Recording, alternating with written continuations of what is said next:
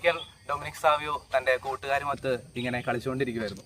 അപ്പോൾ ഒരു മനുഷ്യൻ വന്ന് ചോദിക്കുകയാണ്, ഇപ്പോൾ ലോകം അവസാനിച്ചാൽ നീ എന്ത് ചെയ്യും?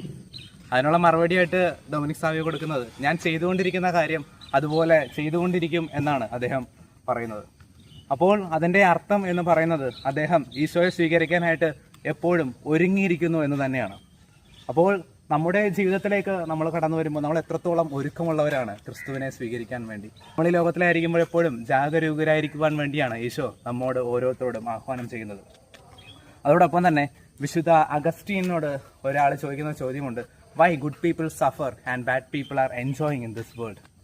അതിനുള്ള മറുപടിയായിട്ട് അദ്ദേഹം പറയുന്ന ഒരു കാര്യമുണ്ട്, നമ്മൾ മരിച്ച് ഈ ലോകത്തിൽ നിന്ന് സ്വർഗത്തിലേക്ക് പോകുമ്പോൾ നന്നായിട്ട് ജീവിച്ച മനുഷ്യർക്ക് ദൈവം സ്വർഗത്തിൽ പ്രതിഫലം ഒരുക്കി വച്ചിട്ടുണ്ട് എന്ന് തന്നെയാണ് വിശുദ്ധ അഗസ്റ്റീൻ പറഞ്ഞു വെക്കുന്നത്.